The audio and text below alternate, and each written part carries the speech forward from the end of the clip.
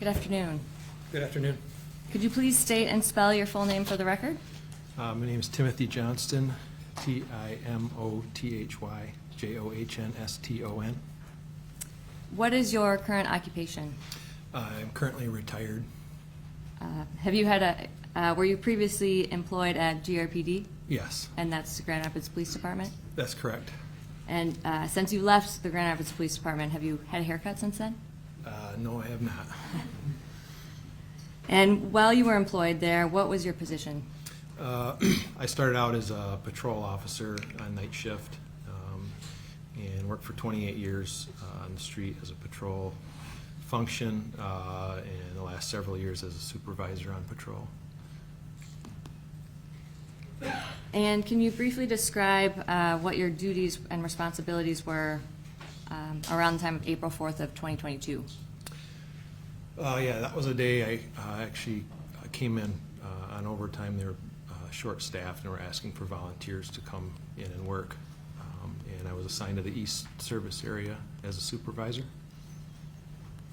Can you describe what the East Service area is? It's one of the geographic areas that Grand Rapids is divided up into teams cover. So the East Service area is generally from Cottage Grove, which is just south of Hall Street, and it runs all the way south to 44th Street out by Kalamazoo, and then east-west boundaries are from Clyde Park all the way out past the East Belt Line to East Paris. And I think you had mentioned that at that time you were working overtime because they were short-staffed. Yeah, the week prior, at the shift that I work, announcement was made that they needed volunteers to come in and work that day.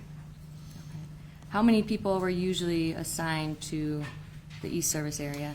That service area is usually assigned 7 to 8 officers and then 1 supervisor. And how many officers were assigned on April 4th of 2022? I believe at the time of this incident, I think there was either 3 or 4 officers and then myself. Okay. And as part of your duties as a supervisor, can you explain a little more what your duties were? So I would respond to major incidents. I wouldn't go to some of the, I guess, standard type of calls that come out, but anything involving like felonies and that sort of thing, and then to supervise those scenes as well as review officers' reports. Okay, and that day were you in the field? Yes. Okay. And in your experience as a Grand Rapids police officer, were you ever involved in tense, rapidly evolving hand-to-hand use of force situations? Yeah, I worked the entire 28 years on patrol, so I mean, if I averaged only 4 a year, it'd put me well over 100, I think. So I want to go back to April 4th, Monday, April 4th of 2022. You mentioned that you were working that day. What time did your shift start? My shift started at 6:30 a.m. Okay. And before this incident occurred, which was, I guess, between 8 and 8:15, where were you? I was at the parking lot of the Croc Center at Division in Alger. Approximately how far away is that from where the incident occurred? It's 8 city blocks for a mile. I guess it's probably about 3 miles, maybe 2-3 miles. How long did it take you, I guess from the time that you heard Officer Schurr calling out the traffic stop, how long approximately would it take you to get there to? Between 2 and 3 minutes, I believe. Okay. And do you recall hearing Officer Schurr call in a traffic stop? Yes. And when you hear someone call out a traffic stop, what is the common practice at GRPD? If you're available, you would slide by or start heading that way until we know that everything's safe and that there's I guess every traffic stop's an unknown risk traffic stop. And can you explain what you mean by unknown risk? Sure. I was a field training officer for 24 years, and so we teach high-risk stops and unknown risk stops. An unknown risk stop, any stop is a potential threat. You don't know who's in the vehicle, even if it's for speeding or what may seem just to be a traffic violation. We still have tactics that we employ to keep ourselves safe until the conclusion of the stop. And so that you typically will have at least one person respond, even if help isn't explicitly requested? Yes.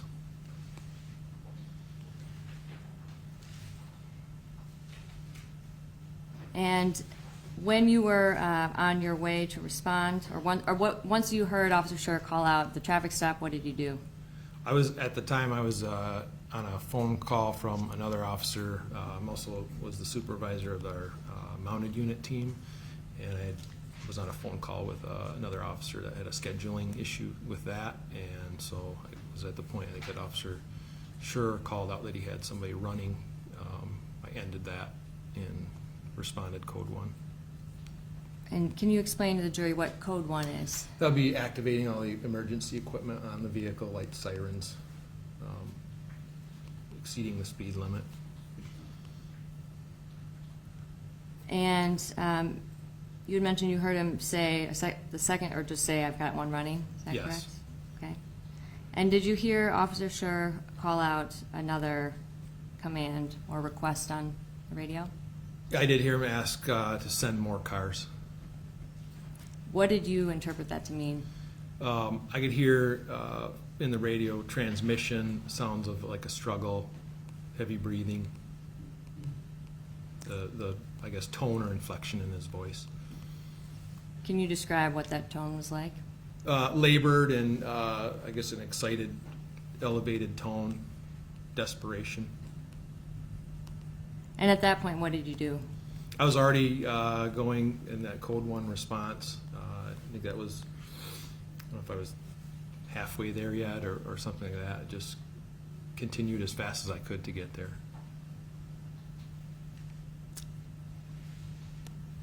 And do you know approximately how long after you heard Officer Schurr call out the initial traffic stop that you arrived on scene? I think it was, again, somewhere between 2 or 3 minutes. And that would have been potentially from when he called out the request from that he had one running? Yes. Okay. And did you hear him give any other requests over the radio? I just heard I was probably maybe 3 blocks from the scene or his location that he was at when I heard him get on the radio again, stating that he'd been in an officer-involved shooting. And when you heard that, what was your initial response? I was still had to make a couple more turns to pull up on scene, and I came around the corner and could see his cruiser and the suspect vehicle ahead of me. Another officer, Mott, and his partner, Officer Grace, arrived pretty much simultaneously with me at that point. And what did you know when you arrived on scene? Really, only what had been transmitted over the air, that there had been a foot pursuit, the sounds of some kind of struggle, and then Officer Schurr saying that he had been an officer-involved shooting. At that point, I didn't know who was the suspect, how many suspects, what their locations were, what kind of weapons were involved. There's more unknowns than knowns. And what did that indicate to you? For me, as a supervisor, even line officer arriving first on scene, our priority is to secure the scene and make sure there are no more threats to officers or the public in any way, and then render aid. Okay. And when you arrived on scene, once you got out of your car, what did you observe? Again, I think either Officer Grace or Officer Mott kind of ran up at the same time that I did.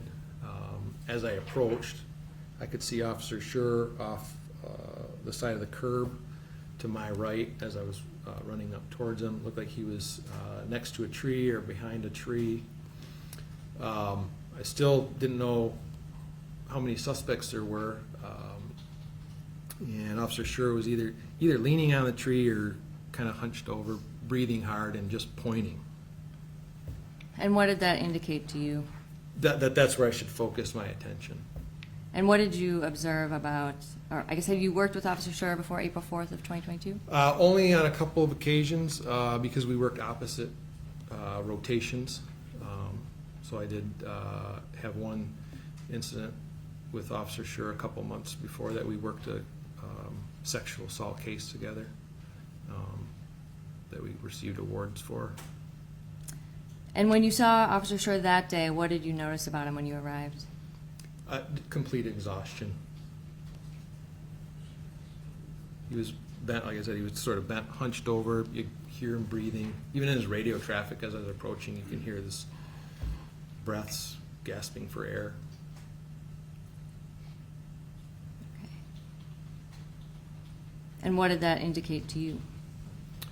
That he'd reached his physical limit. It reminded me of at the end of a Olympic sprint race or something. You see the athletes afterwards with their hands on their knees, breathing hard. And once you saw Officer Schurr, what did you do next? He was on his feet at least, and I knew another officers that were closer to him would assist him. So I guess I turned my attention still to trying to secure the scene. I could see another occupant outside the vehicle, and I could see Mr. Loyola on the grass off to the right. And at that time, did you know who either of the parties were? Either Mr. No. Loyola or the passenger of the No. vehicle? Okay. And were you wearing a body-worn camera at the time that you responded? Yes, yeah. And was your body camera on when you responded? Yeah, it was automatically activates when you activate the emergency equipment in the vehicle. As soon as you turn on your lights or your siren, your body cam is activated, as well as the in-car dash camera. Okay. And have you reviewed the body-worn camera footage related to this incident on Yes. April 4th? Yes. Okay. And Your Honor, I would ask to publish Defendant's Exhibit EE, which has already been stipulated to, which is the body cam footage of Sergeant Johnston.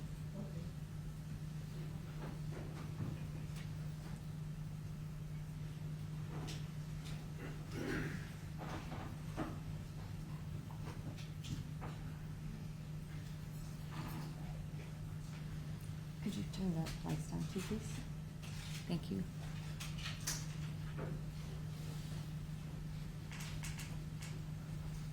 On your head. Turn around, face the car. Walk back towards us. Keep your hands on your head. Keep to the right.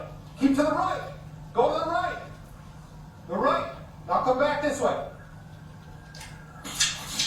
Keep walking back. Keep coming back to me, partner. Keep coming back to me. Ten more steps. Pause it. Sorry, thank you. And for the record, this is at the 22-second mark of Defendant's Exhibit EE. Sergeant Johnson, I noticed that you have your firearm drawn.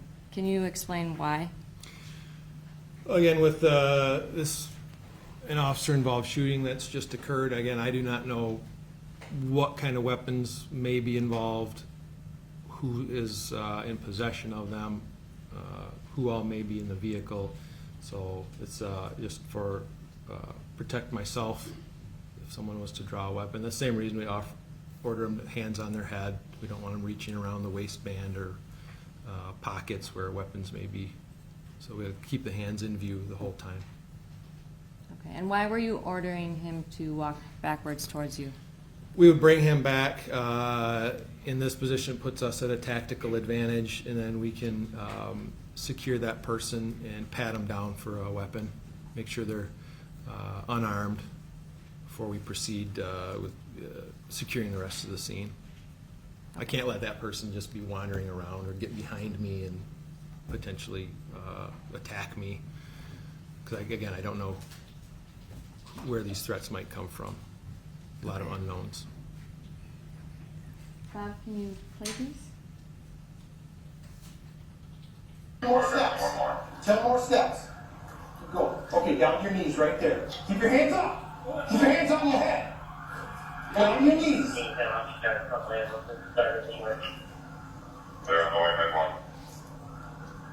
Put your hands behind your back. Palms facing the air. Bend over your waist. Do not look back. Pause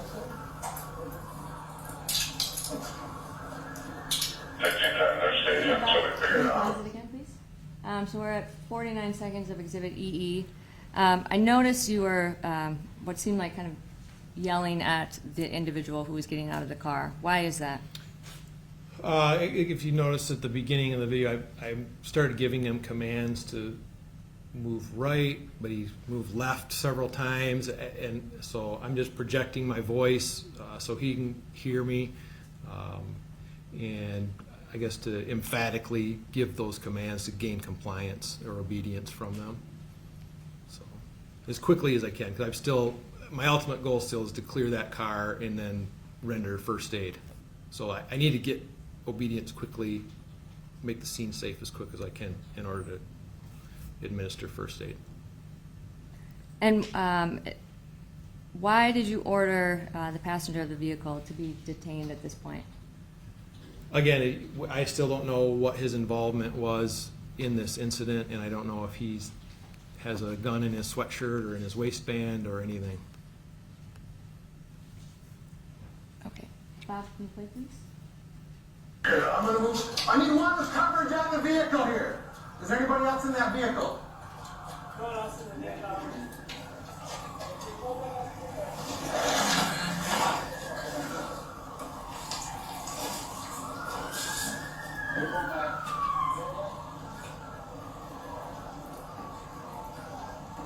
Okay, next car up. Anybody else in the car, make yourself known now! Yep, we're gonna clear the car first. At this point, I'm waiting for more officers. That's why there's a pause here. There's no backup yet. I'm just waiting for another officer because we go up in either a 2 or 3 man team to clear a vehicle, but nobody's available. Okay. And why do you, when available, why do you typically want 2 or 3 people to clear a vehicle? So you can cover multiple sides of the car.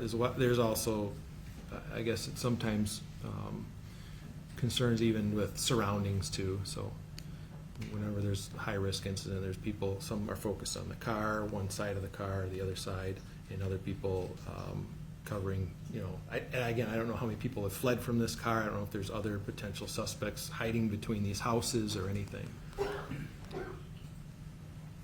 Okay. And that was stopped at 1 minute and 26 seconds. Bob, can you play, please? Devon, Nick, you guys with him, you go clear the car from driver's side. We're gonna keep rubbing on him. Yeah. Who's gonna read? You need. All right, you two go up and clear that car. I'll come with you. 16, bring in the car to the northwest. 10-4, you're And not Bob, seeing can the you pause it headache. here, please? And this is 1 minute and 51 seconds. I notice everyone has their firearms drawn at this point. Why? Again, this is standard police training. That this is an unknown threat in this vehicle. For me, at the beginning of my career, Officer Scott Flahive from Grand Haven was killed going up on a car like this because somebody was hiding in the back seat and shot through the door at him. And we always will stop even behind that, called the C pillar, that block between the rear window and the back seat, and you sort of use that as a shield for yourself to even look in that back seat, make sure there's not somebody crouched down in there before you move forward and look in and move forward up to the driver's side or the driver door. Okay, you can play. Heading to the north, off of Orville. 1918, looks like you're coming in. 1918, I'm on Can you see anything in there? Nope. 13, 17, 46, and 17, 15. Okay, this right front. You have those direct information. They are from that side.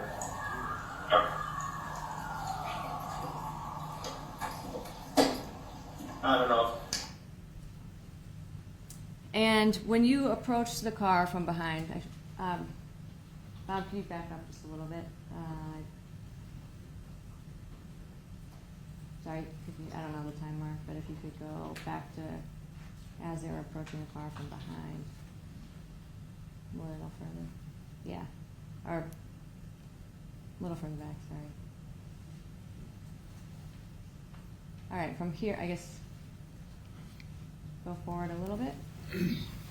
Yeah, play it from here. Okay, if you stop it from here. I guess as you were approaching the car, could you tell how many people were inside or if anyone was inside? No, I think it was a combination of, it was like rain and sleet, so it was cold on the outside of the car, and I don't know if it was from breathing occupants inside or it was like the window, back window particularly, was very obscured, like fogged up. And then with the reflection with the wet glass and rain, it was very difficult to see in there. At one point, I think, if you go for it, I think I even put the light on the end of my gun like right up to the window to try to get at least the back seat floorboards and that to light up, because I couldn't really tell through the back window. Okay. And once you were done clearing, or I guess what happened next after you cleared the car? At that point, we sort of rallied back, I think, near the cruiser and go around and then form a team to move up to where Mr. Loyola is laying in the grass there. And again, I still don't know, we have a fear of this person could be playing possum, so to speak, or, if there's still a potential threat, even as we approach to render aid, if there's any kind of weapon present. And when did you first become aware that there was Mr. Loyola had possession of a taser? At the point that I approach him, I think if you show the video further, we approach, and at first I see like a black angular object slightly. He's face down and sort of under where his left hip would be. I initially thought that was like the back corner of like a Glock handgun or something, but as I got closer I could tell that it was Officer Schurr's body camera that apparently fallen off, and it was under, like halfway under Mr. Loyola. And then I ended up grabbing Mr. Loyola by his right arm to roll him towards me. And as I did that, then I could see the yellow taser under the right side where I pulled his arm out from. Your Honor, permission to approach? And I am... Yeah. And I am showing him what's been previously marked as Defendant's Exhibit L4, which the parties have stipulated to. Sergeant Johnson, do you recognize this? There appears to be a still picture of Officer Schurr's taser in the mud next to what I believe is Mr. Loyola's hand. And you had just described that when you found the taser, it was under Mr. Loyola's body. Yes. Was this photo taken, I guess to your knowledge, was this photo taken after you had already rolled him over? Yeah, when we originally came up to him, it was over top of it, so we didn't even see it until we rolled him over onto his back. Okay.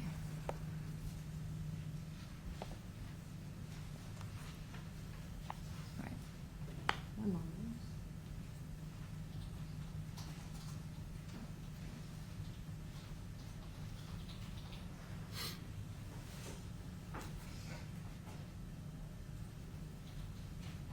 All right, thank you. I have no further questions. Briefly, Honor. Good afternoon. Good afternoon, sir. I was asking if you're on vice, because usually vice officers kind of look like that, and you're just retired. Retired, yes, sir. Just want to go back to some of your statements that you made. The first thing you said is, you taught this when you were with Grand Rapids Police Department. You did some of the training for officers on traffic stops, correct? Yes. Yeah. And one of the things you said was every traffic stop is an unknown risk. That's correct. You don't know what's in that car. Yes, sir. You don't know who's in that car. You have to Yes. answer out loud. I can see Yes, you. sir.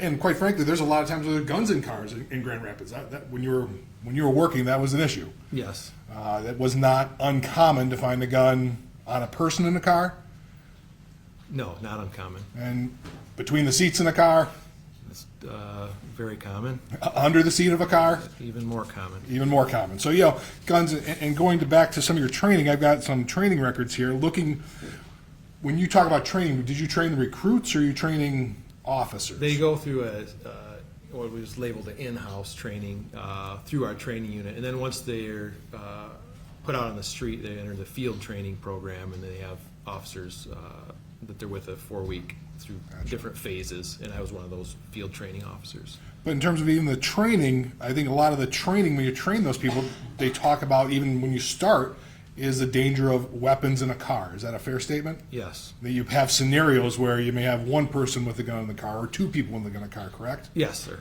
And when you're doing an unknown traffic stop, that's part of the unknown traffic stop is you basically approach every car that it could have a weapon in it. Is that a fair statement? Yes. All right. And one of the things you said, and it kind of backs up did you have an opportunity to review your report?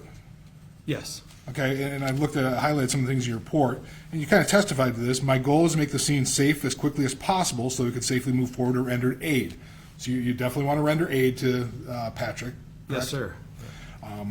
But without being attacked or shot by the subject standing outside the car. So you were worried about that. Yeah, again, I don't know. You have no idea. Unknowns, yeah. And even at that point in time, though, you at least had 4 officers because you said you responded 2 pulled up at the same time.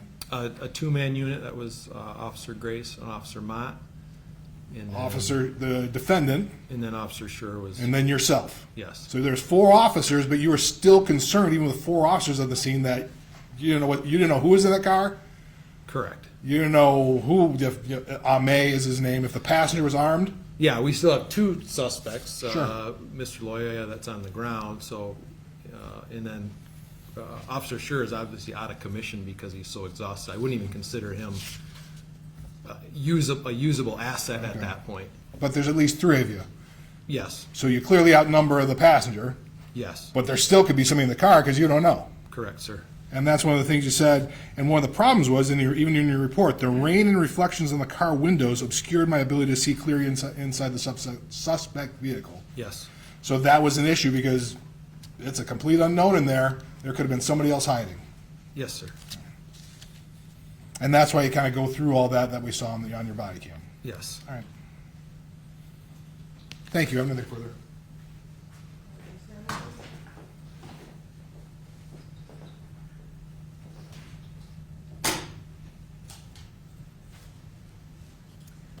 And Sergeant Johnson, I just have one question for you. You were asked about the past.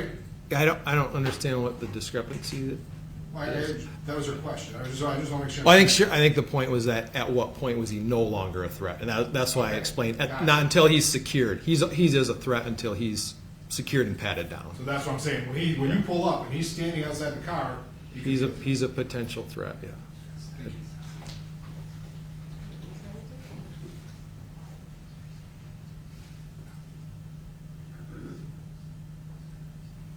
No further questions, Your Honor.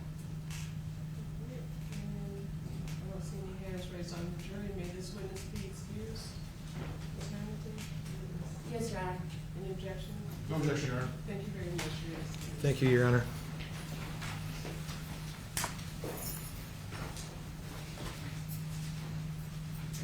Your Honor, the defense calls Sam Mott.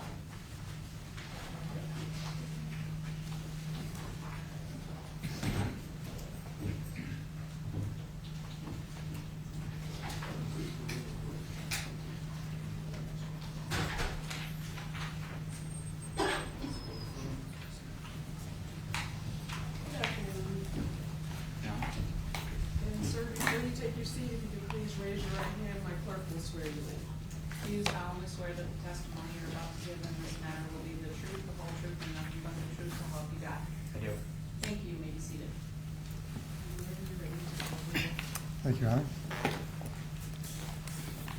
Good afternoon, Officer Mott. Good afternoon. Where do you work? Grand Rapids Police Department. How long have you worked there? Approximately 4 years. Okay, and what's your title and describe your job duties? I'm a patrol officer on our day shift. Okay. And were you on duty on April 4th, 2022? Yes, sir. Okay. Did you receive a call to respond to a scene involving a shooting by a police officer, Christopher Schurr? Yes, sir. Okay. When you received that call, were you in your car? Yes, sir. All right. Was anybody with you at that time? Yes, sir. I was doubled up with a partner. What does that mean? It was 2 officers in 1 car. Do you recall who was with you? Yes, sir. Who was that? Officer Jordan Grace. Okay. Did you respond to the scene? Yes, sir.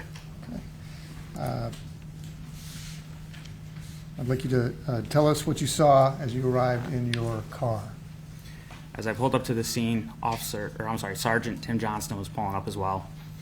We saw Chris standing a couple houses down in the block to our north. He was standing in the middle of the street, and we couldn't see anything else other than another vehicle with an individual standing on the passenger side of that vehicle. Okay. And you want to refer to Chris, you're talking about Officer Schurr? Yes, sir. Had you ever met Officer Schurr before? Yes, sir. Okay. Are you guys friends? How do you describe your relationship with him? We played basketball a couple of times when we weren't at work. Okay, so kind of just someone you might hang out with playing basketball, but no deeper relationship than that? Correct. All right. Now, you say you played basketball with him. Have you ever seen him exert himself playing basketball? Yes, sir. Could you describe his level of physical fitness? He had excellent cardio. He was one of the few guys that would continue to run the entire time we were playing. Was he in better shape than you or worse shape? Yes, sir.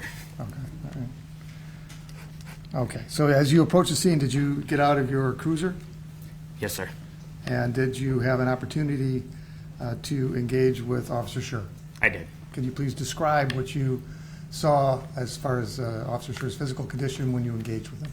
As I approached Officer Schurr, he was standing on the rear passenger side of a vehicle that was parked along the curb. Officer Schurr appeared to be out of breath, and he was having trouble making any comments towards us, and he looked absolutely exhausted. He was kind of looking down towards the ground. At that point, I told Officer Schurr to go take a breather. Okay. Did you follow up with him at a later time? No, sir. Okay. You also mentioned that there was another individual at the scene that you were concerned about and other officers were engaging with. It was the passenger of that car? Yes, sir. All right. Did you have a chance to interact with that passenger? Yes, sir. Okay. Please tell us what you observed when you talked to the passenger of the car. I took possession of the passenger, placed him in cuffs. As I was walking him back to the car, he appeared very intoxicated. He smelled of alcohol and continuously asked me if his friend was okay. Okay. And you placed him in the back of a patrol car? Yes, sir. Did you obtain his phone for evidence? Yes, sir. And you preserved it for such? Yes, sir. I placed it in airplane mode. Nothing further. No questions? I don't see any hands raised on the jury. May this witness be excused, Mr. Loyola? Amen, Your Honor. Any objection? No objection, Your Honor. Thank you very much, Your Excuse. Thank you, Your Honor.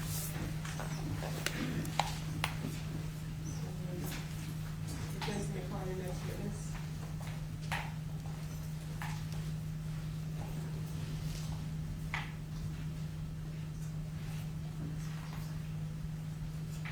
Defense will call Clott.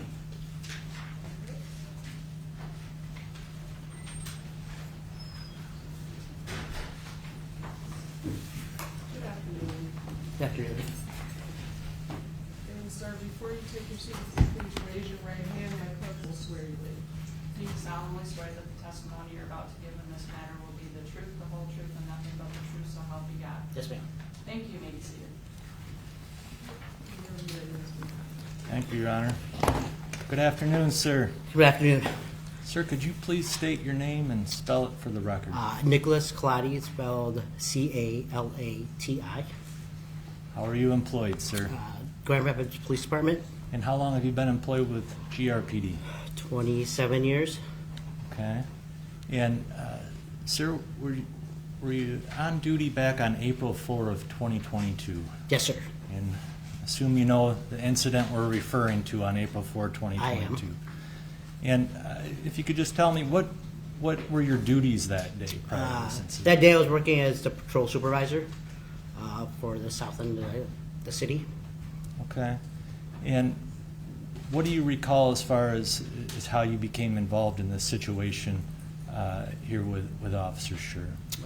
That early morning, Officer Schurr called out a traffic stop. Shortly thereafter, he called out a foot pursuit, and that drew our attention and started going his way. Okay. Where do you recall where you were when you first heard the initial call out? Yeah, Approximately. I was right around Franklin or MLK in Ionia, or 131 right there. Okay. And if you could just explain as far as what you do after those calls are coming out. When those calls come out, we activate our lights and sirens because it's an emergency response. And then as I'm going as a supervisor, I help coordinate a response from the other officers or any other needs that we have, be it medical or anything like that. Okay. And did you ultimately go to the scene here? I did. And what do you recall observing when you arrived? When I arrived, I was not the first one there. There were a couple other officers that had arrived first. As I was approaching, we had coordinated what we needed, protected, and then see who we still had to make contact with, surroundings, like anything that could be dangerous for our officers, had to keep an eye on that, and coordinate a rescue effort. And was it your understanding when you arrived that it was a situation where a subject had disarmed a police officer of their weapon? Correct. And is that a fairly rare situation for It GRPD? is. So was it treated very seriously, as far as very It was. carefully? Yes. Okay. Now, did you have the opportunity to view Christopher Schurr here? Yes, I made contact with him as soon as I got on scene. Had you known him before this? Yes. And if you can, explain what was his condition when you made contact with him? When I made contact with him, you can tell he was like worn out, tired. His face was pale, still breathing kind of heavily. I would say kind of like a slouched posture instead of having all the strength type of thing, like if you were to sit up straight, as opposed to having a bunch of energy and after you have expelled all your energy. Okay. How long did you end up staying on scene, roughly? Do you recall? Quite a while? Yeah, for the duration of the day, pretty much. Okay.